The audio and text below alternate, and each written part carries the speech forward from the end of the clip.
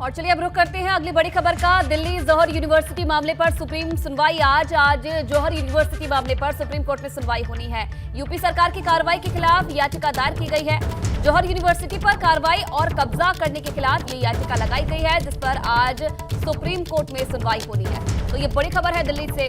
UP सरकार की कार्रवाई के खिलाफ ये याचिका दायर की गई है, जिस पर आज सुप्रीम कोर्ट में सुनवाई होनी है।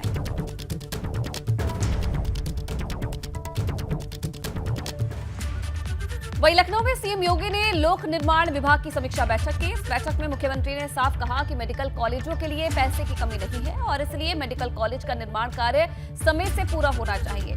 इसके साथ ही निर्माण परियोजना की साप्ताहिक समीक्षा हो और चिकित्सा शिक्षा उच्च शिक्षा विभाग से जुड़ी परियोजनाओं की भी समीक्षा होनी चाहिए। इसके अलावा नवीनतम तकनीक को अपनाने की कोशिश की जाए।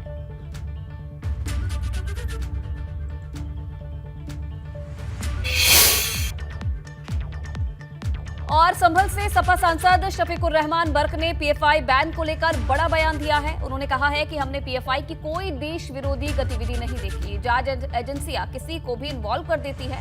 उन्होंने पूछा कि मुसलमानों संग जुल्म जाति करने वाले आरएसएस पर बैन क्यों नहीं लगाया। आरएसएस भी है तो आरएसएस बताओ कौन सी काम नहीं करती, तो आरएसएस पे कोई बैन लगाया इन्होंने। आरएसएस ऐसा कौन सा गलत काम करती है, आपको क्या लगता है? कौन सा ऐसा देश विरोधी काम कौन सा आरएसएस करती है? मुसलमानों को जितना नुकसान पहुंच सकता था या पहुंचा सकते हैं, मुसलमानों के खिलाफ फर्जी कार्रवाइयाँ हमारे रसूल सल्लल्लाहु अलैहि वसल्लम के सिलसिले में कि यानी ये जो उन्होंने इंसल्ट करने की बात कही, तो उस पर भी कोई आज का एक्शन नहीं हुआ। इंसल्ट पे तो निकाल तो दिया गया, पार्टी से नुपुर शर्मा की बात कर रहे हैं ना। निकालने से कोई क्या फ़ायदा होता है? उनके खिलाफ क्या सज़ा हुई, क्या उनके जुर्म साबित हुआ? उनके आज तक उनको अरेस्ट नहीं हुई, उनके खिलाफ मुकदमा नहीं लिखा गया। तो आप मानते हैं पीएफआई खिलाफ कार्रवाई जो हुई है गलत हुई? हाँ, मैं तो ये कहता हूँ शायद मुनासिब नहीं है। और पीएफआई पर 5 साल के बैन को लेकर बसपा में दो फाड़ देखने को मिल रही है। एक तरफ बसपा सांसद हाजी फजलुर रहमान ने इसका विरोध किया है, तो वहीं दूसरी तरफ बसपा सांसद मलुक नागर बैन का समर्थन कर रहे हैं। शायद सरकार को इस बात का एहसास हो कि ये हमें सियासी तौर पर नुकसान दे सकती है पीएफआई, तो इसलिए उन्होंने इसको बैन करने का काम किया। लेकिन इस बैन करने की हम निंदा करते हैं और उम्मीद करते हैं कि हर किसी को अपनी बात कहने का जो जमहूरियत के दायरे इख्तियार में है, सबको मौका मिलेगा। इनको भी मौका मिलना चाहिए। हमेशा हमारी पार्टी और कुमारी बहन मायावती हमेशा कोई कट्टर मुसलमानों की बात करे तो उसके पक्षधर कभी नहीं रहे, और कट्टर कोई हिंदुओं की बात करे तो उसके पक्षधर कभी नहीं रहे। हम हमेशा देश हित और जनहित में हमेशा बोलते हैं, और इसका खामियाजा पिछले विधानसभा के चुनाव में हमें बहुत बड़ा उठाना पड़ा था, पर उसकी हमने कभी परवाह नहीं की। देश हमारे लिए सबसे पहले है, और देश में अगर कोई भी एक्टिविटी ऐसी होती है जो देश के खिलाफ जाती है तो उस पर कानूनी कार्रवाई होनी चाहिए। और अगली बड़ी खबर आपको बता दें बागपत से है। एम्बुलेंस के सामान ढोने पर डिप्टी सीएम सख्त नजर आ रहे हैं। डिप्टी सीएम ब्रजेश पाठक ने मामले पर संज्ञान लिया। एम्बुलेंस से कर्मचारी का सामान ढोने पर जांच बिठा दी है। आज सीएमओ बागपत से मामले की जांच रिपोर्ट मांगी गई है। दरअसल एम्बुलेंस में मरीजों की जगह घर का सामान ढोने का वीडियो सामने आया। बताया जा रहा है कि सीएमओ कार्यालय में तैनात एक कर्मचारी का सामान एम्बुलेंस के जरिए ढोया गया, जिस पर स्वास्थ्य मंत्री ब्रजेश पाठक ने एक्शन लिया है। तो डिप्टी सीएम का ट्वीट भी आप देख रहे हैं, और इस पूरे मामले को लेकर उन्होंने ट्वीट किया है। उन्होंने कहा है कि मैंने सीएमओ बागपत को मामले की जांच कर दोषी कर्मी के विरुद्ध कार्यवाही करते हुए रिपोर्ट 29 सितंबर तक प्रेषित करने की मांग की है, और आदेश फिलहाल दे दिए गए हैं, और आज सीएमओ को इस मामले के बाबत रिपोर्ट पेश करनी है। तो यूपी सरकार ने सूबे के गरीबों को बड़ी सौगात दी है। केंद्र सरकार ने फ्री राशन योजना को जैसे ही आगे बढ़ाया, योगी सरकार ने भी फौरन ही दिसंबर तक योजना को बढ़ाने का ऐलान कर दिया है। कोरोना काल में शुरू हुई इस योजना को सरकार कई बार बढ़ा चुकी है, जिससे राज्य के गरीबों को बड़ी राहत मिली। राशन कार्ड धारकों की लगी लॉटरी। 80 करोड़ लोगों के लिए बड़ी खुशखबरी। 2 जून की रोटी फ्री फ्री फ्री। अगर आपके पास राशन कार्ड है और आप प्रधानमंत्री गरीब कल्याण अन्न योजना के तहत फ्री राशन ले रहे हैं तो यह खबर आपके काम की है। राशन कार्ड धारकों के लिए मोदी सरकार की तरफ से एक बार फिर बड़ी खुशखबरी आई। प्रधानमंत्री गरीब कल्याण अन्न योजना को 3 महीने के लिए बढ़ा दिया गया है। अब इस योजना के तहत राशन कार्ड धारकों को सरकार की तरफ से दिसंबर तक फ्री राशन का फायदा मिलता रहेगा। मंत्रिमंडल ने प्रधानमंत्री जी की अध्यक्षता में प्रधानमंत्री गरीब कल्याण अन्न योजना को अगले 3 महीने के लिए मंजूरी दी है, उसके विस्तार के लिए मंजूरी दी है। 80 करोड़ से ज़्यादा लोगों को इसका लाभ मिलता है और इसमें अगले 3 महीने में लगभग 122 लाख मीट्रिक टन खाद्यान्न देश भर के 80 करोड़ से ज़्यादा गरीबों को मिलेगा, जिस पर लगभग 44,762 करोड़ रुपया खर्च आएगा। केंद्र सरकार की तरफ से योजना को कोविड काल में लागू किया गया था। ये योजना 2020 में राशन कार्ड धारकों के लिए शुरू की गई थी, जिसके बाद योजना को 6 महीने के लिए बढ़ाकर सितंबर तक कर दिया गया था। अब सरकार ने एक बार फिर इसे 3 महीने के लिए बढ़ाकर दिसंबर 2022 तक के लिए कर दिया है। फ्री राशन योजना को आगे बढ़ाने से सीधे तौर पर 80 करोड़ लोगों को फायदा होगा। प्रधानमंत्री गरीब कल्याण अन्न योजना दुनिया की सबसे बड़ी अन्न योजना है और इस योजना पर अब तक 3,40,000 करोड़ रुपए खर्च किए जा चुके हैं। इस योजना के तहत देश के सभी गरीब राशन कार्ड धारक परिवारों को 5 किलो राशन प्रति व्यक्ति मुहैया कराया जाता है, जिसमें दाल, तेल और नमक जैसी चीजें शामिल हैं। यूपी विधानसभा चुनाव के दौरान लोगों ने सरकार की योजना की जमकर तारीफ की थी और चुनाव में भाजपा को इसका फायदा भी मिला था। ब्यूरो रिपोर्ट, एबीपी गंग। बड़ी खबर के साथ करेंगे लखनऊ से खबर है। आज सपा के राष्ट्रीय अधिवेशन का दूसरा दिन है। आज अखिलेश को सपा का राष्ट्रीय अध्यक्ष चुना जाएगा। लखनऊ के रमाबाई अंबेडकर मैदान में ये सम्मेलन हो रहा है। आज सुबह 10 बजे सपा का सम्मेलन शुरू होगा। सुबह करीब 10:05 पर अखिलेश यादव पार्टी का झंडारोहण करेंगे। इसके बाद पार्टी के महासचिव और सांसद रामगोपाल यादव राष्ट्रीय अध्यक्ष के चुनाव की प्रक्रिया संपन्न करेंगे। इसके बाद अखिलेश का भाषण होगा, साथ ही राजनीतिक एवं आर्थिक प्रस्ताव पेश किया जाएगा। शाम करीब 5 बजे यह सम्मेलन खत्म होगा।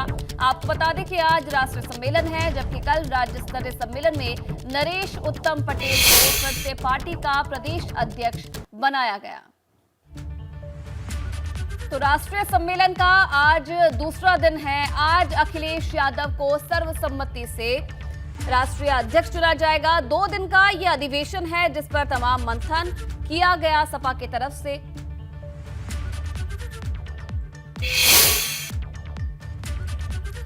दरअसल इस अधिवेशन के पहले ही दिन अखिलेश ने यह साफ कर दिया कि 2024 की लड़ाई में सूबे में सपा और भाजपा के बीच है। ऐसे में उन्होंने कार्यकर्ताओं को संदेश दिया कि जीत दूर नहीं है।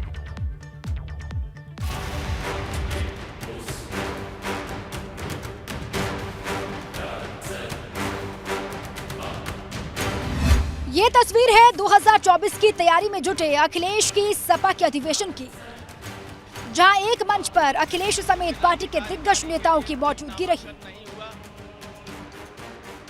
अधिवेशन में न सिर्फ नरेश उत्तम पटेल को फिर से सपा का प्रदेश अध्यक्ष बनाया गया, बल्कि राजनीतिक और आर्थिक प्रस्ताव पर चर्चा भी की गई, जिसके बाद अखिलेश ने सम्मेलन को संबोधित किया और कार्यकर्ताओं में जोश भरने की कोशिश की।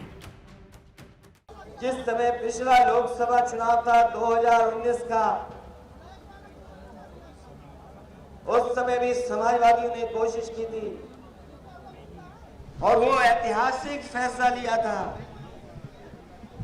जो ये देश के तमाम करोड़ों लोग सपना देख रहे थे कि बहुजन की ताकतें एक साथ एक मंच पर खड़ी हो जाएं। लेकिन 2019 में समाजवादियों ने, और मैं जानता हूं कि हमें कोई भी त्याग करना पड़ा था, हमने त्याग कर करके उस समझौते को करने का काम किया था। अखिलेश ने न सिर्फ समाजवादी पार्टी कार्यकर्ताओं को जीत का मंत्र दिया, बल्कि ये भी दावा किया कि भाजपा को सिर्फ सपा ही हरा सकती है। और हम लोगों ने मिलकर के 22 का चुनाव लड़ा था। जो हमारी विचारधारा से मिलते जुलते लोग थे, जो उस समय संघर्ष कर रहे थे बीजेपी को हटाने के लिए, उन सबको साथ ला करके हम लोगों ने एक मंच पर एक गठबंधन तैयार किया। और मुझे खुशी है इस बात की कि 2022 में अभी तक का सबसे ज्यादा वोट प्रतिशत अगर किसी दल को मिला था और हमारी समाजवादी पार्टी को सबसे ज्यादा वोट के प्रतिशत में हम लोग हासिल किए थे। अखिलेश के भाजपा पर प्रहार यही नहीं रुके। उन्होंने ऐलान किया कि समाज को बांटने वाली ताकतों को सत्ता से बाहर करेंगे। और ये सड़क कैसे आगरा लखनऊ से बेहतर बने, इसलिए पूर्वांचल को भी जोड़ने के लिए और सीधा दिल्ली से जोड़ने के लिए वो सड़क बनाई थी। समाजवादियों ने अगर डिजाइन न की होती सड़क के ऊपर हवाई जहाज उतरने का फैसला न लिया होता, तो हमारे देश के प्रधानमंत्री भी उस सड़क पर हरक्यूलिस विमान से नहीं उतर पाते। अगर किसी की देन है, समाजवादियों की देन है, जिसकी वजह से वैसी सड़क बनी और देश के प्रधानमंत्री हरक्यूलिस हवाई जहाज से उतर पाए। एक तरफ अखिलेश ने केंद्र की मोदी और राज्य की योगी सरकार पर हमला बोला, तो सपा सरकार के दौरान किए गए कामों का भी जिक्र किया। समाजवादियों को जब जब सरकार बनाने का मौका मिला है, जब नेताजी मुख्यमंत्री बने, नेताजी कई बार मौका उन्हें दिया जनता ने, हम लोगों ने जनता के लिए काम किए। जनता की खुशहाली कैसे हो, हमारा किसान कैसे खुशहाल हो, हमारे किसान की पैदावार कैसे बढ़े, किसान की आय कैसे बढ़े, किसान को कैसे सुविधा दिया जाए। हमारे बहुत सारे समाजवादी यहाँ पुराने नेता होंगे जिन्होंने देखा होगा कि जब नेताजी सरकार में आए थे तो उन्होंने किसानों का सबसे पहले 10,000 का कर्जा माफ कर करके दिया। सपा के राज्य स्तरीय सम्मेलन में अखिलेश ने यहां तक कह दिया कि मौजूद सरकार दूसरी सरकार में हुए कामों का सिर्फ फीता काट रही है। ये प्रदेश है जो न केवल उत्तर प्रदेश की राजनीति को बदलेगा, बल्कि समय आने वाले देश की राजनीति को भी बदलने का काम इसी प्रदेश की जनता करेगी। और जब देश की राजनीति बदले तो हम समाजवादियों की भूमिका अलग से दिखाई दे। दरअसल कुछ ही दिनों में निकाय चुनाव भी होने वाले हैं, जिन्हें लोकसभा चुनाव का सेमीफाइनल माना जा रहा है। सपा प्रमुख भी ये अच्छी तरह से जानते हैं कि अगर 2024 की बाजी को जीतना है तो फिर रणनीति अभी से ही तय करनी जरूरी होगी। Bureau report, ABP Ganga. तो वही सुहेल देव, भारतीय समाज पार्टी की सावधान यात्रा का आज चौथा दिन है। कल आजमगढ़ के बाद आज बस्ती में सुभाषपा का कार्यक्रम है और यहां ओम प्रकाश राजभर कार्यकर्ताओं को संबोधित करेंगे। दरअसल लखनऊ से शुरू हुई सावधान यात्रा कल आजमगढ़ में थी और अब अंबेडकर नगर होते हुए काशी पहुंचे, जिसके बाद आज ये यात्रा बस्ती पहुंचेगी और 27 अक्टूबर को बिहार के पटना में इसका समापन होगा। तो सावधान यात्रा का चौथा दिन है। आज बस्ती में हुंकार भरेंगे ओपी राजभर, यहां कार्यकर्ताओं को संबोधित भी करेंगे। 27 अक्टूबर तक इस सावधान यात्रा चलने वाली है, जो कि पटना में जाकर खत्म होगी। पटना में इसका समापन होगा, लेकिन आज चौथा दिन है। कल आजमगढ़ से निकली सावधान यात्रा आज बस्ती पहुंचेगी। यहां पर जो सुभाषपा अध्यक्ष हैं ओपी राजभर, वो कार्यकर्ताओं को संबोधित भी करेंगे। तो यूपी में योगी सरकार के दूसरे कार्यकाल को 6 महीने पूरे हो चुके हैं और अब सरकार ने जनता के सामने रिपोर्ट कार्ड पेश करने की तैयारी कर ली है, जिसके तहत विभागवार उपलब्धियां बताई जाएगी। आज कैबिनेट मंत्री धर्मपाल सिंह दोपहर 1 बजे लोक भवन में प्रेस वार्ता रखेंगे और पशुधन, दुग्ध विकास, अल्पसंख्यक कल्याण समेत कई विभागों के कामों को गिनाया जाएगा। साथ ही गौ संरक्षक पोर्टल और ऐप का भी उद्घाटन आज होगा। तो सरकार के 6 महीने पूरे और अब बारी है जो मंत्री हैं उनके रिपोर्ट कार्ड की। तो आज विभागवार धर्मपाल सिंह अब उपलब्धियां गिनाएंगे अपने विभाग की। सभी विभागों के कामों को गिनाया जाएगा। क्या काम सरकार की तरफ से इन 6 महीनों में किए गए हैं जनता के लिए, वो जनता के सामने आज रिपोर्ट कार्ड रखा जाएगा और इसी के लिए दोपहर 1 बजे लोक भवन में प्रेस कॉन्फ्रेंस भी की जाएगी। 6 महीने में जनहित के फैसलों को सरकार बताएगी।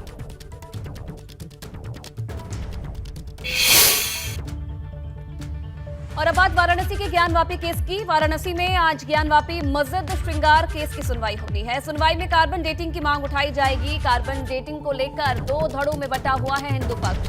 दोपहर 2 बजे ज्ञानवापी मस्जिद श्रृंगार केस की सुनवाई होगी। दरअसल पिछली सुनवाई में मुस्लिम पक्ष को झटका लगा था और अभी भी अंजुमन इंतजामिया सुनवाई के लिए 8 हफ्ते की मोहलत की मांग पर अड़ा है। हालांकि इस बार सुनवाई से पहले मुस्लिम पक्ष सवालों के घेरे में है, क्योंकि मंदिर प्रशासन से लैंड एक्सचेंज डीड को लेकर सवाल खड़े हुए हैं। उस डीड में बाउंड्री के चारों ओर मंदिर का क्षेत्र दर्शाया गया है। दरअसल जुलाई में 92.93 वर्ग मीटर जमीन की अदला बदली हुई थी और मुस्लिम पक्ष ने मंदिर प्रशासन को जमीन सौंपी थी। दोपहर 2 बजे ज्ञानवापी मस्जिद श्रृंगार केस में सुनवाई होगी। कार्बन डेटिंग को लेकर ये सुनवाई होनी है और 2 पक्षों में 2 धड़ों में बटा हुआ है हिंदू पक्ष और आज इस पर सुनवाई होनी है। पिछली सुनवाई में मुस्लिम पक्ष को बड़ा झटका लगा था।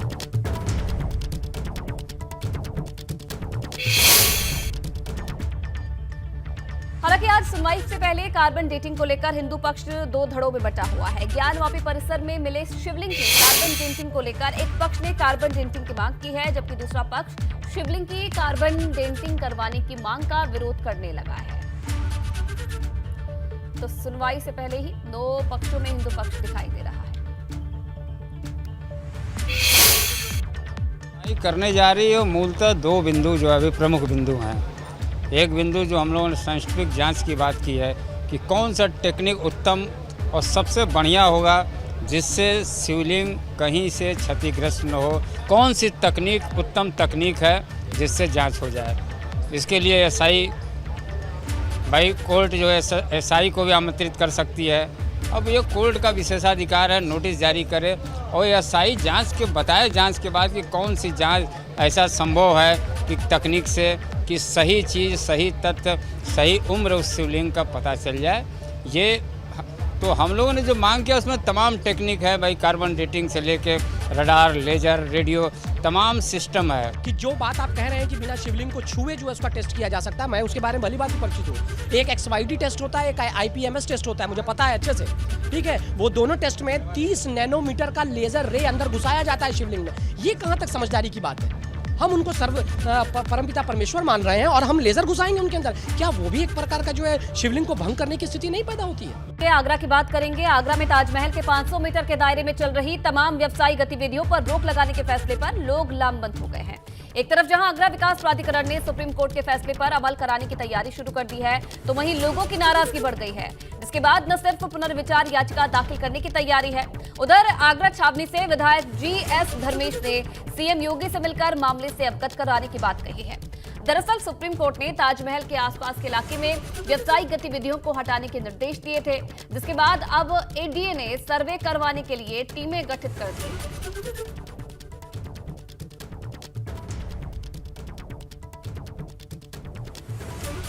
सुप्रीम कोर्ट ने व्यावसायिक गतिविधियां रोकने के निर्देश दिए हैं और इसी फैसले के विरोध में अब जो व्यापारी हैं वो लामबंद हो गए हैं।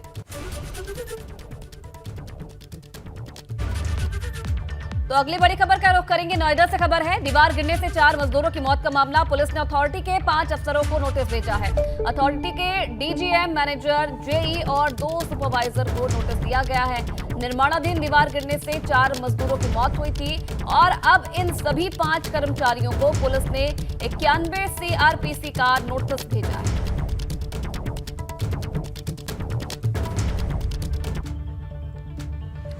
अब खबर कानपुर से है, जहां चकेरी इलाके में एक युवक को तालिबानी सजा दी गई है। चोरी के आरोप में इस युवक को दुकानदार ने बेरहमी से पीटा, हाथ पैर बांधकर उसकी पिटाई की। पुलिस थाने से 100 मीटर दूर हुई इस घटना को लेकर अब सवाल खड़े हो रहे हैं।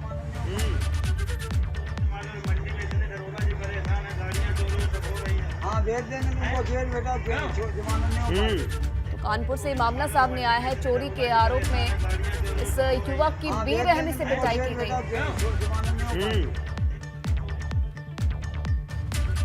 और अगली खबर प्रयागराज से है। सहकारिता विभाग में भर्ती घोटाले पर आज सुनवाई होनी है। इलाहाबाद हाईकोर्ट में फिर से मामले की सुनवाई होगी। भर्ती घोटाले की जांच कर रही SIT को पेश करनी है रिपोर्ट। जस्टिस KJ ठाकर की अगुवाई वाली डिवीजन बेंच इस मामले में सुनवाई करेगी। तो इलाहाबाद हाईकोर्ट में फिर मामले की सुनवाई आज होनी है। भर्ती घोटाले की जांच कर रही SIT को रिपोर्ट पेश करनी होगी।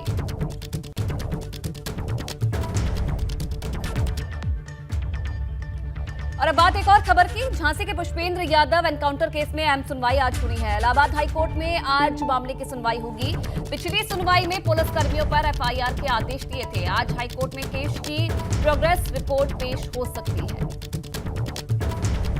ये बड़ी खबर। इलाहाबाद हाईकोर्ट में आज मामले की सुनवाई होनी है। पिछली सुनवाई की अगर बात की जाए तो पुलिस कर्मियों पर एफआईआर के आदेश दिए थे और इसी मामले पर आज एक बार फिर से सुनवाई होनी है। आज हाईकोर्ट में केस की प्रोग्रेस रिपोर्ट पेश होगी।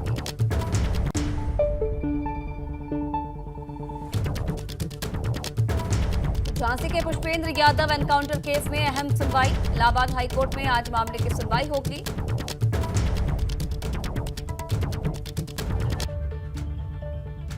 और अब बात देश के नए चीफ ऑफ डिफेंस स्टाफ की। उत्तराखंड के रहने वाले retired lieutenant general Anil Chauhan को देश का दूसरा सीडीएस बनाया गया है। दरअसल जनरल बिपिन रावत के हादसे में निधन के बाद से ये पद खाली था और एक बार फिर केंद्र सरकार ने उत्तराखंड के लाल को ये बड़ी जिम्मेदारी सौंपी है। बताया जा रहा है कि अनिल चौहान सेना के पूर्वी कमान के कमांडर रह चुके हैं। साथ ही उन्हें उग्रवाद के खिलाफ अभियानों का खासा अनुभव है। तो अनिल चौहान को सीडीएस की यह जिम्मेदारी दी गई है। डॉक्टर बिपिन रावत के बाद अब लेफ्टिनेंट जनरल अनिल चौहान नए सीडीएस होंगे। काफी तजुर्बा है और उत्तराखंड के रहने वाले हैं नए सीडीएस अनिल चौहान, जिन पर एक बार फिर सरकार ने भरोसा जताया है।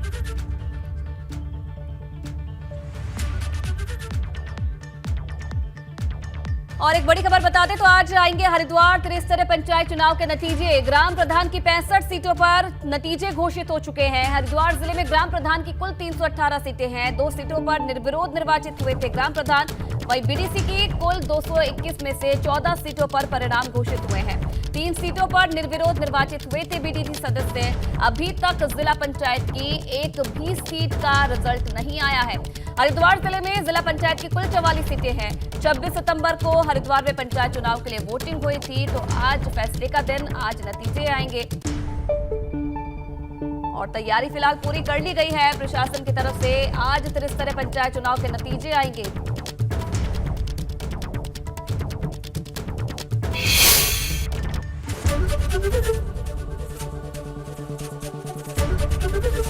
एबीपी गंगा, खबर आपकी, जुबान आपकी।